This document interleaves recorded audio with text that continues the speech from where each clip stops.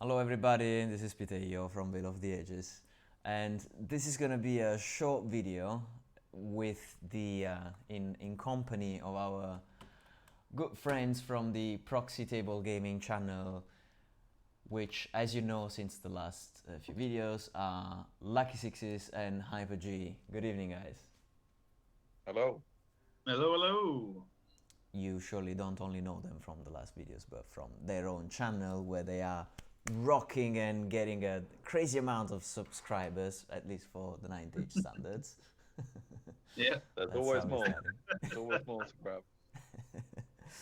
So the point is that we've now played a whole set of arena games. So we've played Yeah. 3 matches, and Yeah. it's now the moment of drawing some conclusions and trying to understand what can be improved for the next games. And so we'll be dealing with 3 topics in this vid. I have 3 questions for you. Let's start with question number 1. Do you think that 6 turns are too much? Should we go down to 4 or anything like this? Or do you believe that 6 is fine? So Do you want to answer first? since Or... there's a 6 in the question, I would say that yes, we could ask like 6s first. Yes. I quite like sixes because I quite like the idea that it's going to end. If I'm honest, like 4 increases the chances of drawing, and as you may have guessed, I'm not a drawing kind of guy. Win or lose, win or lose. So I quite like that. Even if it's a drawn out combat, there's more chance of getting into a winner. If I'm honest. All right, so that's the you like the idea of having an outcome that's clear and that's Yeah. not a draw. All right, because in this respect, for the players who don't necessarily know all of the details of the arena rules, the way it works is that maybe I can show you from this cards from the last games. To win the games, you must win 2 or more matches. So the point is that a draw can be used tactically. That is true. And if you prefer Sure. the real results, then maybe 6 makes more sense in that case. I think it makes it a little bit more definite, but I don't know whether, I don't know whether 4 would be good. It make it short game, I guess. So for people that want a really short game, Yeah. either way. I don't know. Hyper What do you G, think, Hyper G? what do you think about that? Yeah. I am in agreement that I think 6 turns is better, in my opinion. Slightly different reasons. I think 6 turns mirroring it with 6 turns of 9th age is a good idea. I think there's no 6 turns has worked for many varieties of games before, which I won't go into. But yeah, I think mirroring the 6 turns of the 9th age is a good idea. For one, I agree with the reasons that Lucky Sixes has said as well. I think having more draws is not necessarily a good thing. I think if you are playing for a draw, you should have to earn it, and potentially you could end up with some accidental draws by only having 4 turns. Like you could be going hell for leather and just cancelling each other out or having a few bad rolls, and before you know it, it's the end of 4 turns and you've got a draw whether you like it or not. Whereas 6 turns, that's less likely to happen. So I'm 100% with 6 turns. Yeah, okay. So you don't think that this is gonna penalize the less fighty characters, for example? Yeah, I see what I mean. It does give it makes you have to go into combat, doesn't it, or deal with them before, which I guess would happen in the first 4 turns anyway. So In my opinion, if you don't want combat, then you need to work to stay out of combat. And it's the same as every character. They know there's 6 turns to come. You've got to have a game plan for all 6 turns if you don't want to be in combat. yeah, There you shouldn't get be a cheap way of getting out. You're in the arena, for goodness sake, you know? You're not there to wave at each other. Maybe you are, I guess, you know. I guess if you're going shorter turns as well, you'd have with the entertainers rule, you'd have to make it a bit maybe from turn straight away. Get it right in there. because otherwise you'd almost go the other way. You'd favour the ones that don't want the combat. But then it goes to choosing your matchups. If you know you've got an avoidance character who doesn't want to fight, then you've got to get your right matchup. So yeah. I mean, that's a really good point of it. Is the matchups are really cool and add loads of flavour to it. So I don't know. I guess even though we've played it quite a bit, we don't know all the different matchups. Yeah, there's the replayability, isn't there? Yeah, because we really haven't played. While we played with like everybody's lists, not lists, but you know what I mean, character builds. We haven't really played with, like, say, a master mage with a bow or anything like that. That also wants to. Or an elf with an armor-piercing bow or something like that. Yeah, or I don't know, someone that would always like to be at range with 2 or 3 spells. So I don't know. Yeah, it'd be interesting. We'll need more data from the way it plays, and I'm sure there's going to be a meta for the arena that's going to develop at some point. As new characters are introduced and play styles. Yeah. But all right. Like, would an alchemy master do pretty well? Because really, what you're looking at is all the combat guys are going to be focusing on armor saves and stuff. Maybe some Aegis as well, but I don't know. Would that be really? Because Quick Lash would be great until we come up against a Fireborn person, then he's screwed, or whatever. But I don't know. Yeah. So but in terms of sort of the 4 turns thing, I genuinely don't know how you would. I know what you mean. I don't know how you would stay out of combat for 6 turns with all the rules as they are, unless you just didn't care about the entertainers rule. Yeah, the entertainers rule, just as a reminder, again for our friends who are not necessarily already familiar with all the rules here, are these rules where you are penalized if you are not charging or if you are not in combat already. So if you are playing an avoidance style type of game, for example, if you don't reduce your distance, or even worse, if you increase the distance from your opponent, or if you remain outside of line of sight, or even worse, if you move out of line of sight, then you have to roll a die, and based on the result that you get, you suffer some sort of bad effects. And so that's made to promote an aggressive arena fighty style, and to avoid the more shy approaches to the arena. As another suggestion on top of that, you could always have avoidance characters. Like, there could be an extra rule written in where something like, if you know you've got an avoidance character, they can choose to not shoot to avoid taking the entertainer's role or something like that. Or they could like G up the crowd or something, do a different kind of entertaining other than moving towards their opponent. Like, they could, I don't know, do a somersault or something, you know. I don't know, something silly like that, just as an alternative. But in order to do that, they have to forego their shooting or get a -1 to their casting roll or something like that, so that the avoidance characters have got some other option other than getting near their opponent.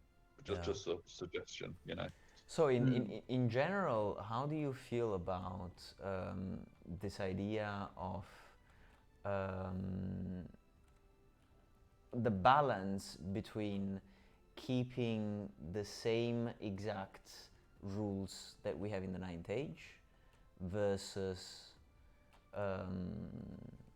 introducing new rules? Would you try and keep it as close as possible to the 9th age, or would you be okay with introducing new changes based on the needs of the arena? I found it really easy to pick up in terms, because it was so like the 9th age.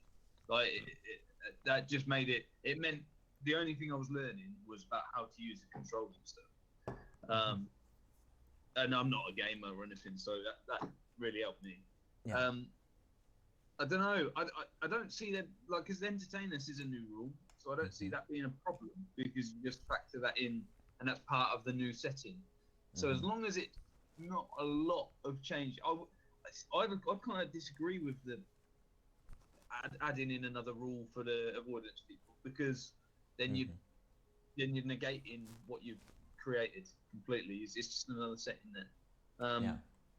And would they? I get that. How would you, I guess when you're talking about balance, how would you balance it? Would they have to pay to have that rule? No, I know. Yeah, it was a spur of the moment thought. No, so, it wasn't. No. It's not a bad one, I don't think. I just you'd have to like say 500 points. They'd have to spend 100 points just to get that as a thing. I don't know. I don't know how it would work.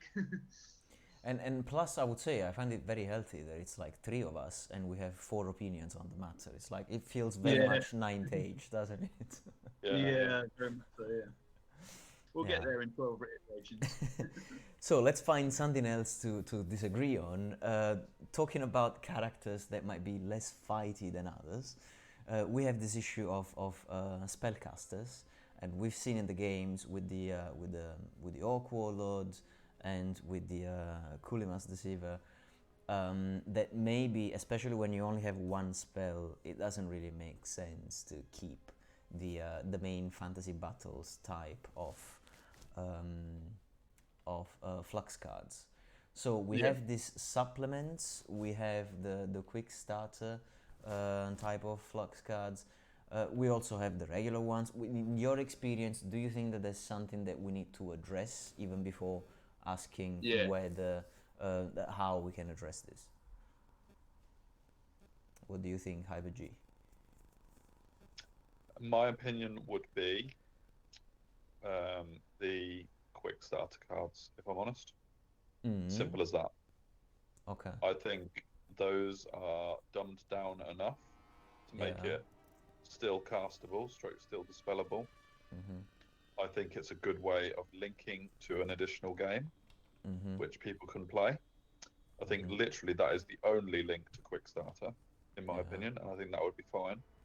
I think it solves everything, in my honest opinion. Okay. Just 8 different cards. The issue with it at the minute is that you've got too many dispel dice. Like there's every single one bar one has 5 dice dispel, and you can only cast if you're keeping the same rules as Ninth Age, which I agree on. You can only use 5 to dispel. So it's and then you've got the miscast effects. So I don't know. I think it makes it so if you've got one spell, you're not getting that off realistically. With the way the magic flux cards at the minute work for the regular game of Ninth Age, I think you just so I mean it'd be so dice spiky. It wouldn't happen enough for people to go, oh, I need to include magic. I think, and then if you have 2, they have to be this. Like you'd have to pick it so that you have to have the same type of spells, so you've got redundancy. No, I don't know. As it is now, I don't think it becomes enough of a deterrent from people to like. Maybe not deterrent's not the right word, but it's not attractive enough for people to take. Yeah. Agree. Yeah. It is true. Either you go big or it's not really worth it. Yeah. Even like I know we mentioned off camera. We mentioned the flux cards supplement. Even the warband one has was it 4 out of 5 have 5. So even that is you're almost guaranteed to not guaranteed but highly likely to spell. So just dumbing that down, and the quick start is good because it almost ensures. Is it every one that you have more dice than the speller? It is, that's the case. You have 4 and 3, 5 and 3, 6 and 3, and then 6 and 5, 7 and 5, 8 and 5. Yeah, so I mean that. Perfect. Anything that allows you to have more dice than the spell actually makes it quite potent, and then the magic casters start coming in. But then you don't want to keep it so low that if a master was to come in, he wouldn't have enough dice to cast, or like try at least 3 out of 4 of his spells. So, I don't know. It's a hard one, really. Yeah, that's. I mean, we can try. That's the good part about it. It's like you know, we put more games in and we see what happens. Yeah. A magical arena. Also, I mean, out there you could just say the dice, the dice cards are purely for the active player or the spellcaster, and then the speller automatically gets whatever dice you have to use the spell -1. I don't know, just something to give you an incentive to have multiple spells, but also not completely get rid of it. You need a chance to dispel it, because otherwise you just start getting mastered in the meta, whatever. But at the same time, you need. I don't know. Yeah. This is just a thought.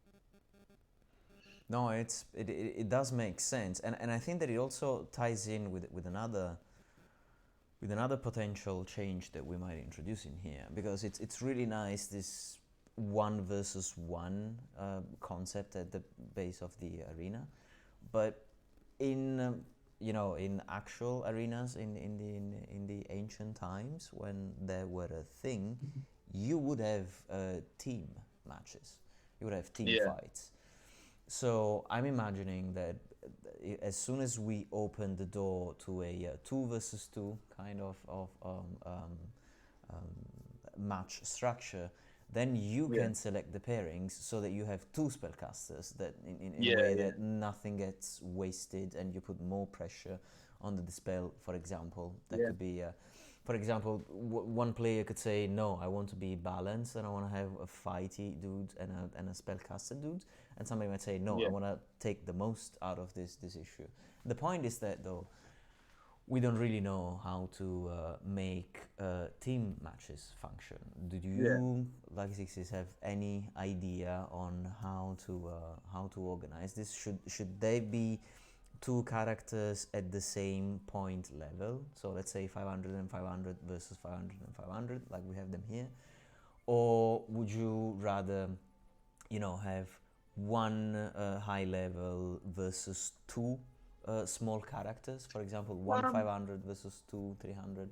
Yeah, I mean, in terms of team-wise as well, I think if we sort of go directly from the Magic, I think you'd be fine to keep it as it is now for teams, because again, like you said, you could open up. You're more than likely to have at least 2 spells if you actually wanted to look at it and plan it and stuff like that.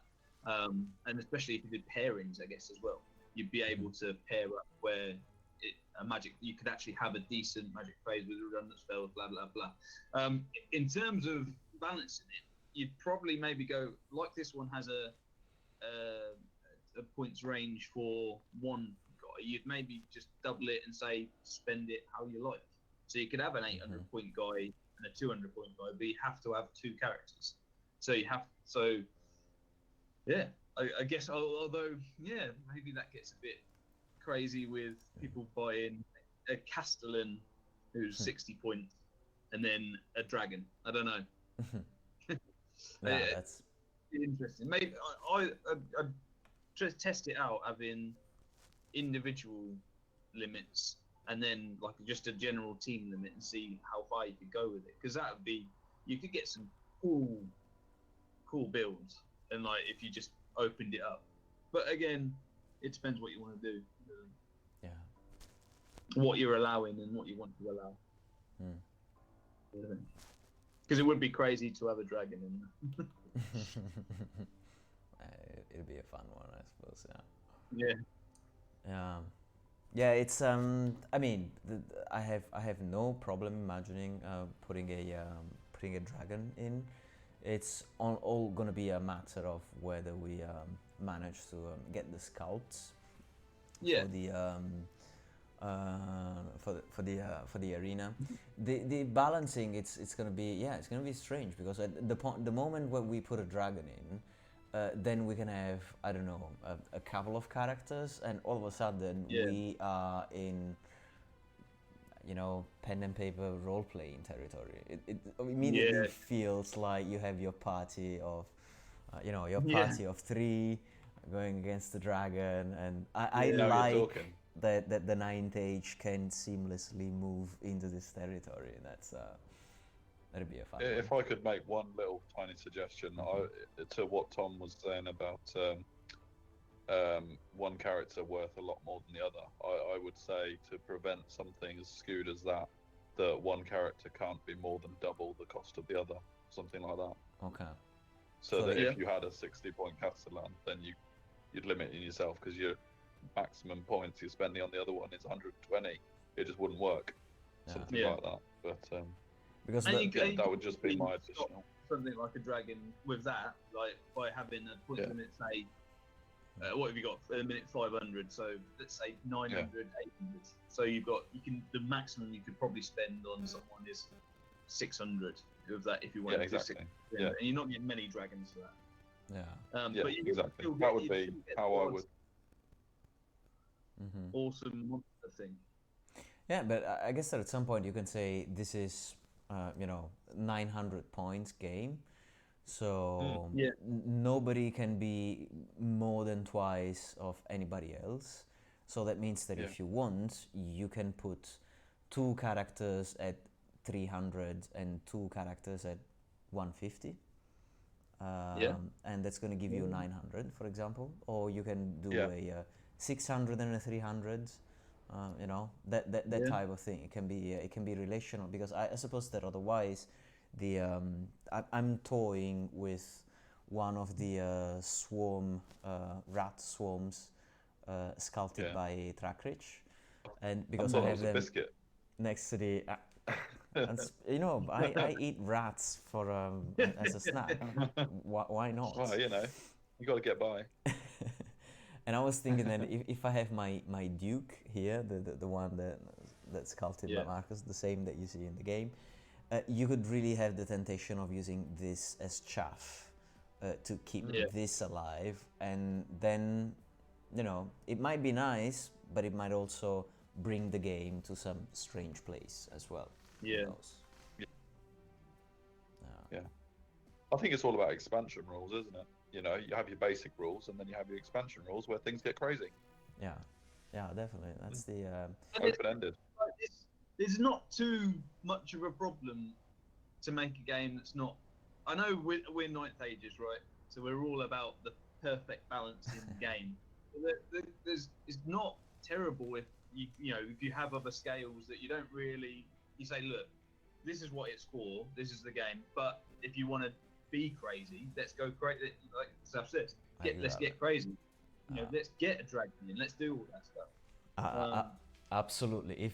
If this arena can provide the safe place for people to be crazy, that would make me very happy. It's like just agree with your opponent, whatever it is that it makes sense to you.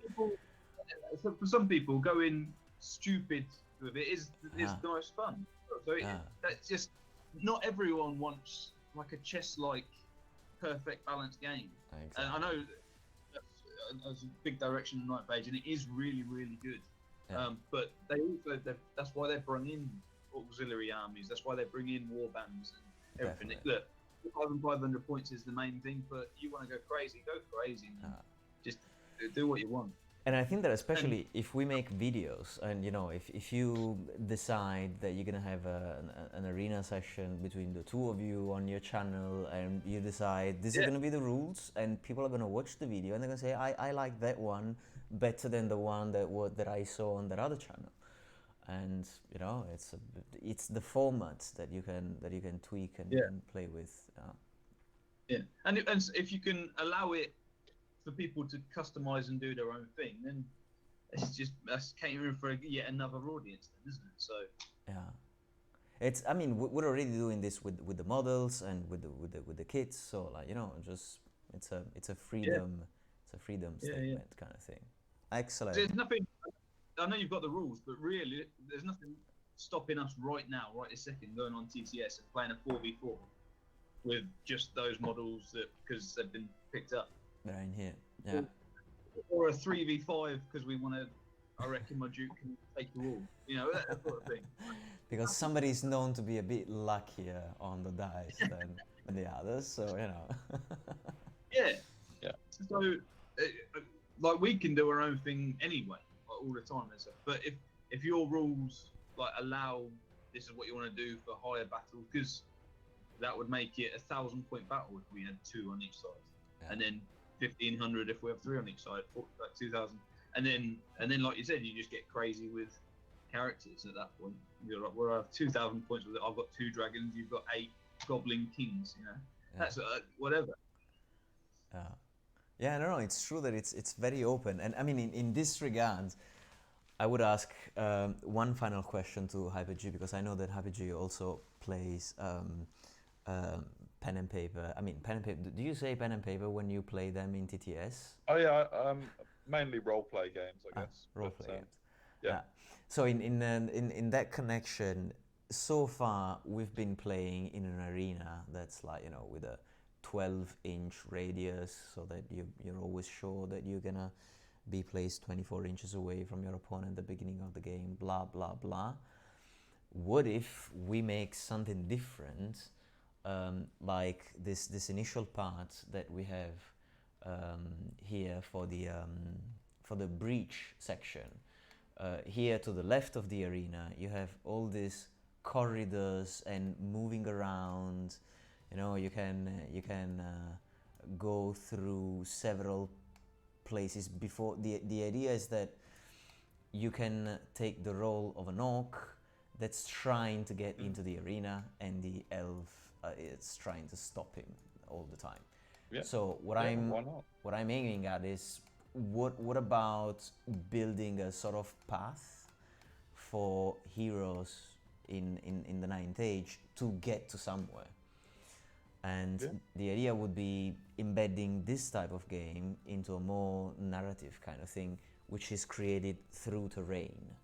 Would that work, or do you think that intrinsically characters from the 9th Age, they're not supposed to meet monsters one after the other, like, you know, encounters? Yeah. I think there's trouble with comparing it to a role-play game, is that one of the strengths of a role-play game or a pen and paper game is you're supposed to be able to do anything you want. You're supposed to be able to open your imagination, and if you want your character to jump up and down and do a dance, then he can. If you want your character to roll on the floor or pretend he's dead, he can. And a game where you're exploring the terrain of an arena is always going to be a bit tricky, because you limit that kind of role-play to some extent. So perhaps it's not the right comparison, but it's not a bad shout in terms of an extra idea. But I think the comparison might not be quite there with a role-play scenario. You're almost talking like a gauntlet type thing. Yeah. Like, so you've got different. I mean, that's another game in itself. Is it creating? Well, that's the breach, isn't it? It's one after the other. Yeah, not only creating the character that can survive the gauntlet, you're also creating 5 different levels of, say, monster that can take down all the characters. That's another. You have different builds and units for that. Yeah, because I'm supposing that the only degree of freedom that you have as a character who is evolving through this type of scenario is acquiring, let's say, magical equipment, acquiring bonuses on your stats, or maybe acquiring a squire, you know, somebody that can fight with you. And the only thing that you can select is, do I want to use these points for an artifact, for an armor enchantment? Do I want a +1 to my offense skill, and so on and so forth? But you can't really, as RPG said, you can't really do much more than that. So it's either stats boosts or equipment boosts or small team boosts. But probably there's not going to be a way of evolving much beyond that. Yeah, because you've always got to have a rule set once you're confined to a presentable terrain. While it's imagination or pen and paper, it's completely open. And you apply dice rolls to a scenario that you create. Whereas if the scenario is already there, it's a tricky one. Yeah. So it might be a bit hard to police if you're going too far. Yeah. But yeah, it's always worth considering, definitely. We'll see. Like I say, gauntlet ideas. We'll keep that in mind for the moment where we have set the issue of how many turns, which flux cards, how to work with the teams. We work on that first, and once we've I think so. created a basis, then we worry about the rest. Yeah. All Let's right. not run before we can walk. Excellent. Well, thank you very much for the conversation. This was nice. Thank you very much for participating to the previous videos, the 3 matches, and the pairings video. I look forward to seeing more of these on your channel as well. Yeah, can't wait Thank till you. it is available. Yeah, Nice. thank you. Well, till next time then. Bye guys. Bye bye. See you later. Ciao.